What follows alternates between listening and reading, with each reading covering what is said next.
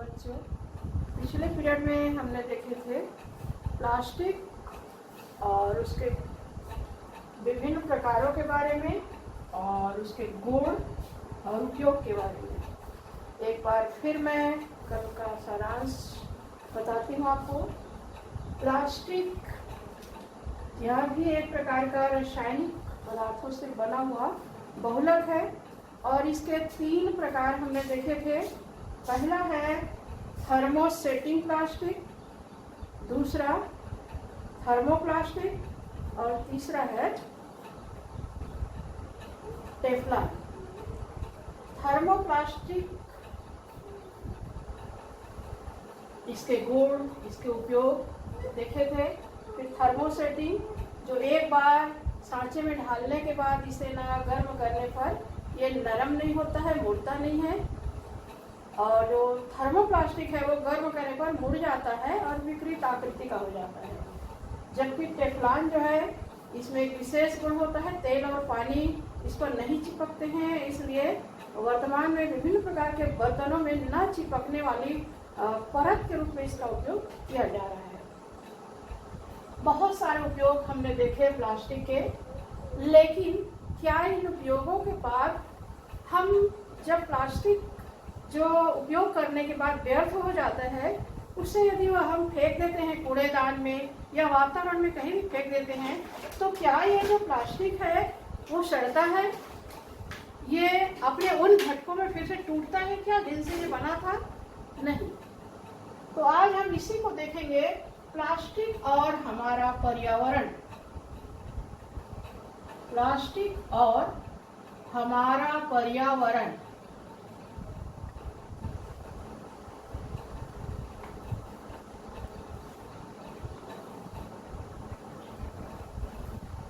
Plastic की सामग्रियां जो हम विभिन्न प्रकार के सबसे ज्यादा तो देख रहे हैं आजकल बाजारों में, दुकानों में पॉलीथीन का उपयोग होता है।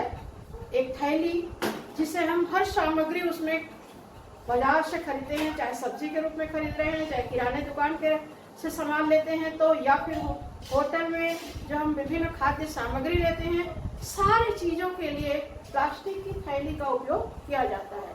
और इसका उपयोग करने के बाद हम क्या करते हैं, उन थैलियों को कूड़ेदान में, कचरे में फेंक देते हैं।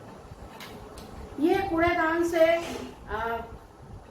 से ये बाहर किसी स्थान पर इन कूड़ों को फेंक दिया जाता है, तो ये हवा में उड़ते रहते हैं और हवा में उड़कर जो नालियां होती है वहां तक पहुंच जाते हैं और नालियों में रुककर ये पानी के जो बहाव होते हैं उसको रोक देते हैं, जमावट कर देते हैं वहां पर, जिससे वहां पर पानी का बहाव रुक जाता है और वहां पर विभिन्न प्रकार के जो कीड़े मकोड़े हैं, सूक्ष्म जीव उत्पन्न हो जाते हैं, जिससे उस क्षेत्र में आसपास जो लोग हैं, बस्तियां हैं, वहां पर बीमारी फैलती ही है। साथ ही साथ हमारा पर्यावरण भी प्रदूषित हो जाता है।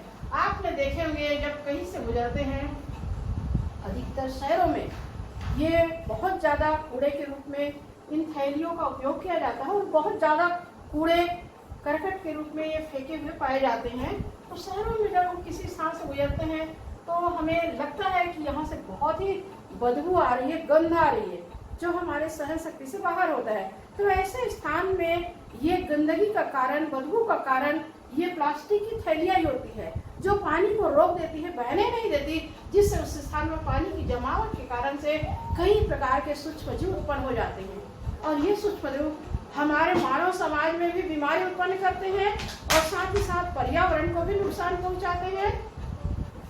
तो क्या हम इस प्लास्टिक की सामग्री जो हम आसानी से उपयोग कर रहे हैं, विभिन्न प्रकार के थैली के रूप में, बर्तन के रूप में, फर्नीचर के रूप में, बहुत सारी सामग्रियां जो प्लास्टिक की बन रही है, क्या इनका उपयोग हम बंद कर दें? नहीं, लेकिन हम इसका उपयोग कर सकते हैं, परंतु कुछ बातों को ध्यान रखकर, जिससे हमारा पर्यावरण भी प्रदूषित ना हो और हम भी आसानी से इसका सरलता से उपयोग कर सकें। तो इन बातों के लिए आइए हम देखते हैं कि ये किस तरह से संभव है। तो पिछले कक्षा 6 में आपने पढ़े कि जो अपशिष्ट पदार्थ होते हैं, जो हमारे घरों से निकलते हैं हमारे विभिन्न क्रियाकलाप के द्वारा, ये अपशिष्ट पदार्थ जो है उसे 2 भागों में बांटा गया है। पहला पदार्थ होते हैं जो सड़ जाते हैं। सारे जीव जंतु, पेड़ पौधे, फल सब्जी के छिलके, अनाज बचे हुए, अर्थात विभिन्न जिनमें सड़न की क्रिया होती है, ये जैव निम्नीकरण पदार्थ कहलाते हैं। इससे हमारे पर्यावरण में किसी प्रकार की प्रदूषण नहीं होती। ये उन भागों में टूट जाते हैं जिनसे ये मिलकर बने होते हैं, और फिर पुनः जो नए उत्पन्न होने वाले जीव है या नए उत्पन्न होने वाले पौधे हैं, उनके लिए फिर से ये उपयोग कर लिए जाते हैं। इसलिए ये पदार्थ जो जैव निम्नीकरण पदार्थ हैं, ये बायोडिग्रेडेबल पदार्थ जो है वो किसी प्रकार से पर्यावरण को नुकसान नहीं पहुंचाते हैं। तो हम इस पाठ में पढ़ रहे हैं प्लास्टिक, जो हमारे पर्यावरण को क्या कर रहा है, वर्तमान में लगातार प्रदूषित कर रहा है, क्योंकि हम इसका उपयोग बहुत ज्यादा कर रहे हैं। अभी वर्तमान में कई प्रदेशों में इस पर प्रतिबंध लगा दिया गया है कि प्लास्टिक की थैलियों का प्रयोग न करें। फिर भी हम देख रहे हैं कि हर दुकानों में, बाजारों में इसका प्रयोग जारी है, लगातार जारी है। सरकार के नियम के बावजूद भी ये क्रियाएं चल रही है। तो जो पर्यावरण में प्रदूषण फैलाने वाले जो प्लास्टिक की, जिनमें सबसे ज्यादा पर जो पर्यावरण हमारा प्रदूषित हो रहा है वो है पॉलीथीन की थैलियां। विभिन्न प्रकार के जो खाद्य पदार्थ होते हैं, वह भी ये खाद्य पदार्थ आजकल मोटे प्लास्टिक, पतली प्लास्टिक, हर तरह की जो खाद्य सामग्री है ये प्लास्टिक की थैलियों में बनकर आ रही है। तो ये जो प्लास्टिक की थैलियां हैं, इसका निस्तारण हम किस तरह से कर सकते हैं? तो इसके लिए वर्तमान में हमारे जो अलग अलग क्षेत्रों में, जो ग्राम पंचायत क्षेत्र है, जो नगर पालिका, नगर निगम क्षेत्र है, वहां पर इस पर्यावरण की विकट स्थिति, प्रदूषित होने का जो दर है वो लगातार बढ़ते जा रहा है, जिसे सरकार नियंत्रित करने के लिए बहुत सारे उपाय कर रही है। जिसमें हमारी मोदी सरकार के द्वारा ये बहुत सारे स्वच्छता पर ध्यान दिया गया है कि हम इस तरह के कचरों को एक निश्चित स्थान पर डालें और उसे पुनः हम उस प्रदूषण की प्रक्रिया से पर्यावरण को बचाकर ऐसी वस्तुओं में इसे ढाल सके जिसका या तो हम दोबारा उपयोग कर सके, या ऐसी वस्तुएं जो पर्यावरण को नुकसान पहुंचाती है उसका कम से कम उपयोग कर सके।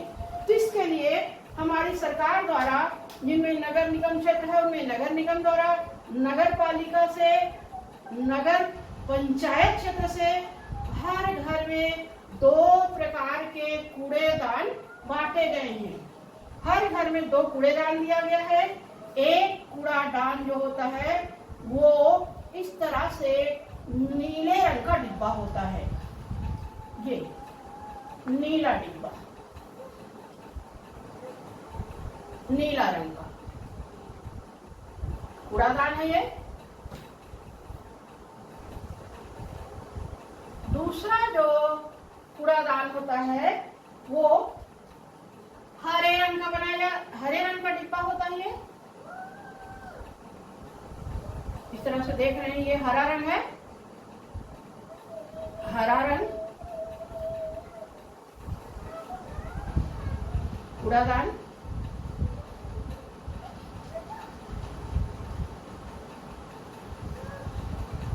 ये 2 तरह के जो डिब्बे हैं, कूड़ादान है, वो हर घर में दिया गया है। और इन रंगों का एक विशेष महत्व है। जो नीले रंग का कूड़ादान है उसमें लिखा हुआ है सूखा कचरा।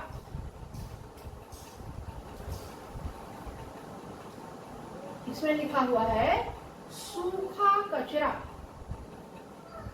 और जो हरे रंग का कूड़ादान होता है उसमें लिखा हुआ है गीला कचरा।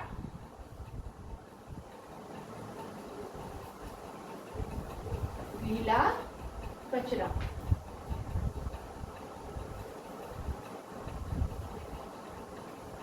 ये इस तरह से लिखा हुआ है। तो हम इन शब्दों को आपको आज बताते हैं।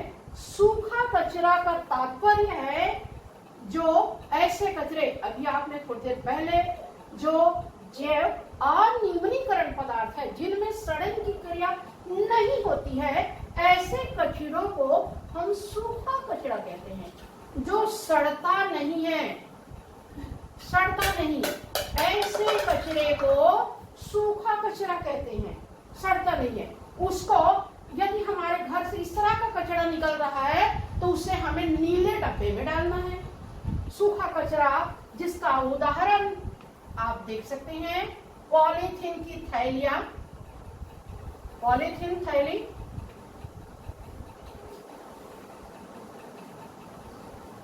कांच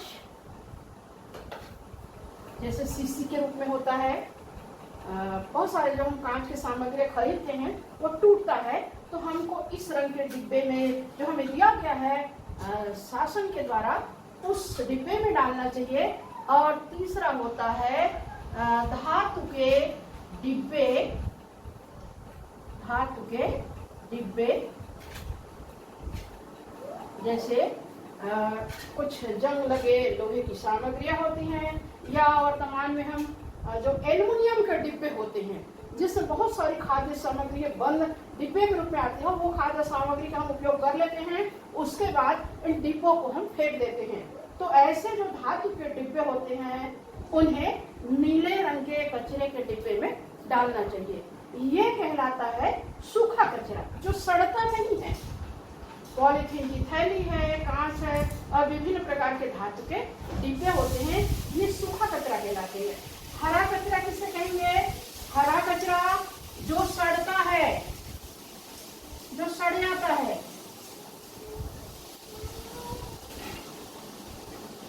सड़ता है।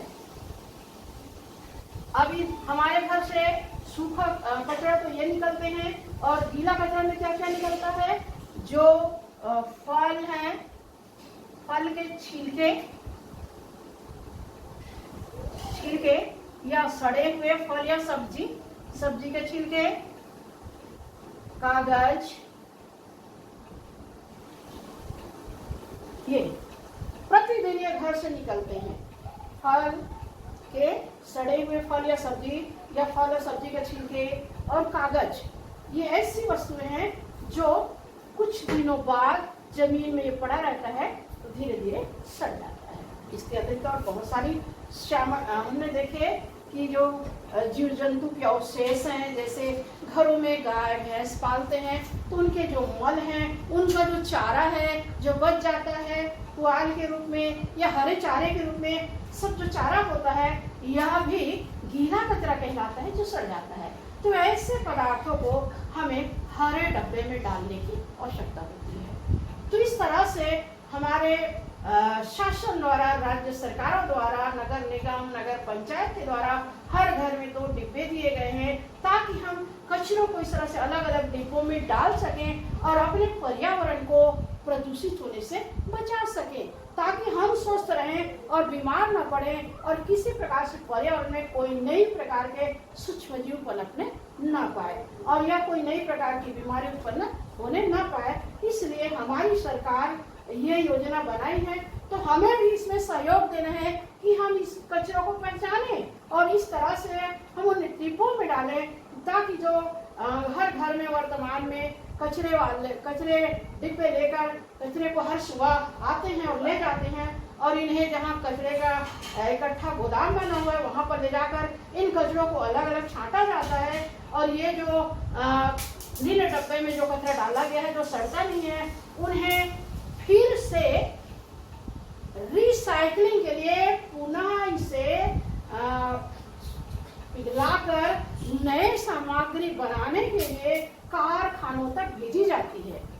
तो ऐसे कचरों को हम इस तरह से नीले डब्बे में डालकर हम अपने आप को भी स्वस्थ रख सकते हैं, अपने पर्यावरण को स्वस्थ रख सकते हैं, अपने समाज को स्वस्थ रख सकते हैं और अपने देश को भी स्वस्थ रख सकते हैं, और जिससे हमारा पर्यावरण प्रदूषित नहीं होगा और ना ही हम किसी प्रकार से कोई बीमारी से ग्रसित होंगे। अपने आप को स्वस्थ रखें, अपने आसपास को स्वस्थ रखें, अपने समाज को, अपने परिवार को, अपने देश को और अपने राज्य को।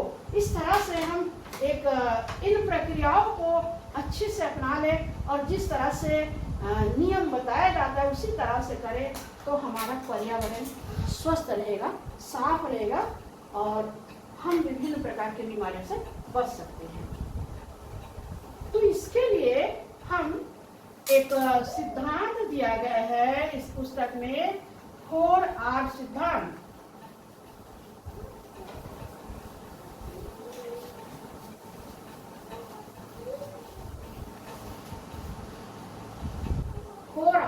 सिद्धांत, 4R सिद्धांत।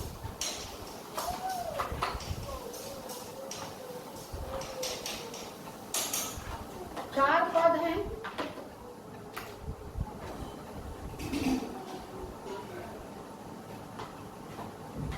पहला रिड्यूस,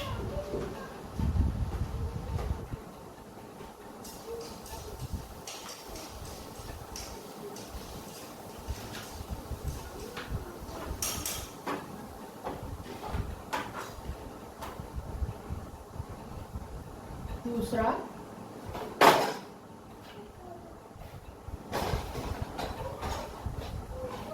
रीयूज,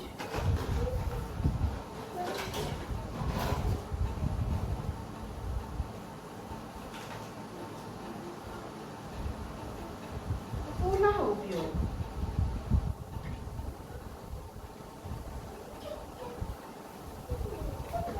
तीसरा रिसाइकिल, रिसाइकल।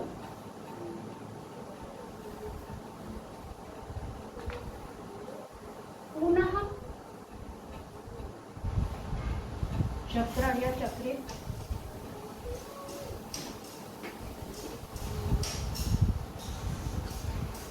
और चौथा है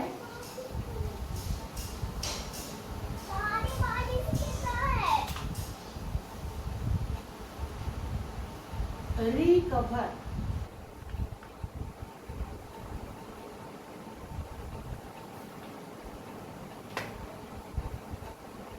रिकवर पुनः प्राप्त करना,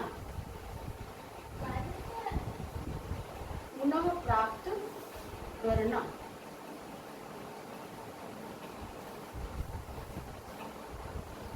ये प्लास्टिक के चार सिद्धांत हैं। इसके द्वारा हम प्लास्टिक का जो उपयोग है ये सही तरीके से हम इसके नियम को पालन करके हम अपने पर्यावरण को इस प्लास्टिक के प्रदूषण से हम बचा सकते हैं। पहला रिड्यूस, इसे 4 पदी सिद्धांत कहते हैं। पहला है जिसमें रिड्यूस, कम से कम उपयोग करें प्लास्टिक की सामग्रियों का। दूसरा है रीयूज, हम इन प्लास्टिक की जो सामग्रियां हैं जो सड़ते नहीं है, इन पदार्थों का हम एक कार्य के लिए उपयोग खत्म हो तो हम दूसरे कार्यों में उसका उपयोग कर सकते हैं, पुनः उपयोग कर सकते हैं। तीसरा है रिसाइकिल, पुनः चक्रण, अर्थात उन प्लास्टिक की सामग्रियों को उन कारखानों तक जहां ये बना था उन्हीं स्थानों तक भेजकर हम फिर से इसे पिघलाकर फिर से नई सामग्री के निर्माण में हम इसका उपयोग कर सकते हैं और फिर से नया सामान उसे बना सकते हैं, जिसे कहते हैं पुनः चक्रण, पुनः चक्रित।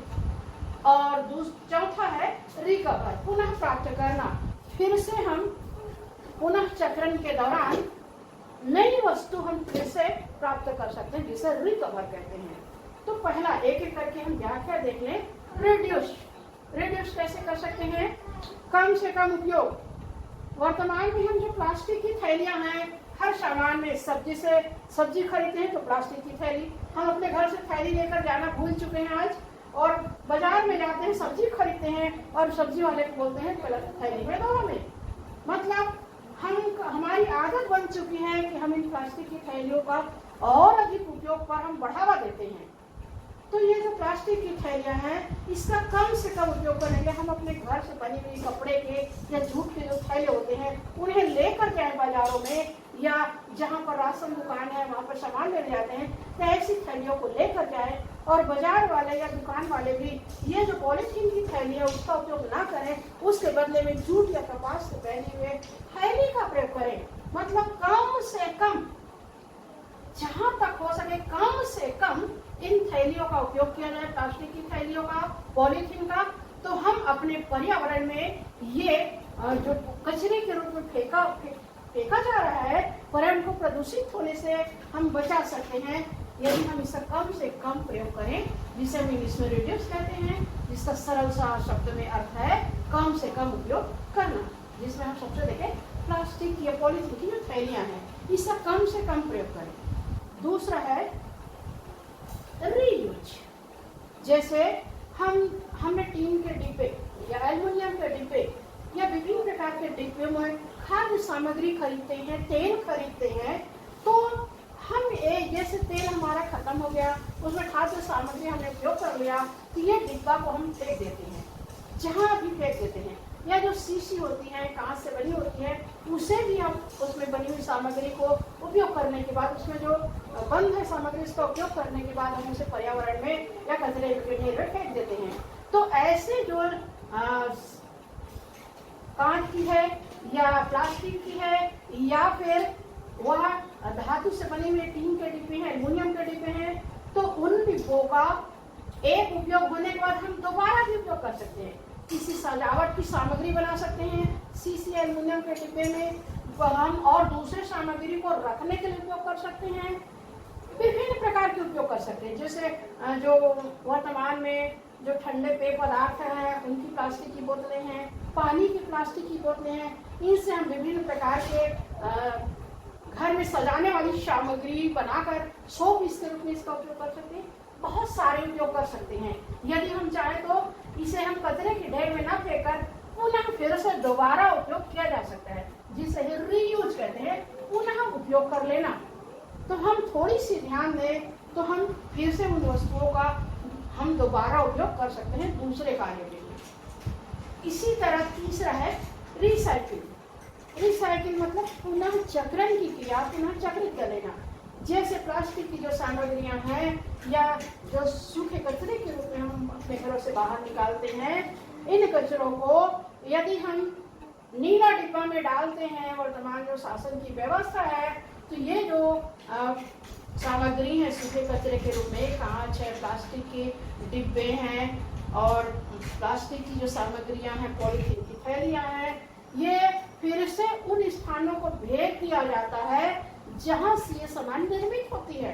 तो वहां पर पुनः इसको पिघलाया जाता है और सांचों में ढाल के नए सामान बनाए जाते हैं, जिसको कहते हैं पुनः चक्रण। अर्थात इससे हम फिर वह जो वस्तु पर्यावरण में फेंका जाता है और फैला रहता है, सालों साल, कई सालों तक रह सकता है, तो कई सालों साल हमारी भूमि को भी प्रदूषित करती, हमारे पर्यावरण को भी प्रदूषित करती, पानी को भी प्रदूषित करती।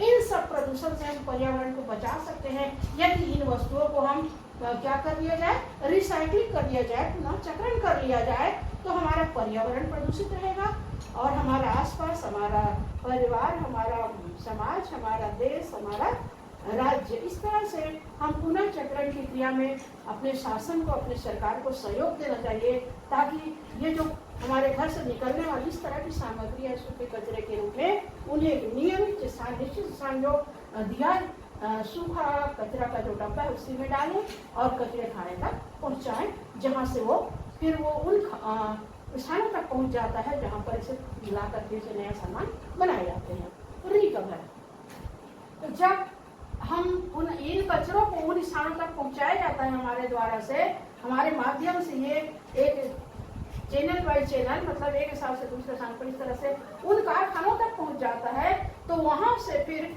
ये नया सामान के रूप में बनाकर भेजा जाता है, फिर से बाजारों में, फिर से दुकानों में पहुंच जाता है, जिसे हम कहते हैं रिकवर। फिर से हमें वो नई सामग्री मिल जाती है, नए रूप में, नए डिजाइन में, नए रंग में, अर्थात ये आकर्षक रूप से फिर से हमें प्राप्त हो जाता है। तो इस तरह से हम ये 4R सिद्धांत का प्रयोग करें तो अपने पर्यावरण को, अपने घर को, अपने परिवार को, अपने समाज को, अपने क्षेत्र को, अपने राज्य को, अपने देश को हम अपने देश के सारे पर्यावरण को हम प्रदूषित होने से बचा सकते हैं।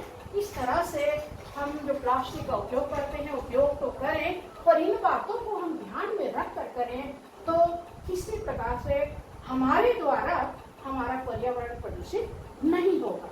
तो इस तरह से हम सहयोग दें शासन को, और अपने आप को, सबसे बड़ा सहयोग हम अपने आप को दे रहे हैं। इस तरह से हम प्रक्रिया को अपनाते हैं तो, क्योंकि हमारा जीवन से हमारे परिवार, हमारा मोहल्ला, हमारा समाज, हमारा देश और हमारे राज्य टिका हुआ है। इसलिए ध्यान रखें कि इन बातों को हम ध्यान रखें तो हमारा पर्यावरण साफ रहेगा, स्वस्थ रहेगा। इसलिए भारत सरकार द्वारा ये जगह जगह में इस तरह की जो नियम है, विधियां है, ये बनाई गई है।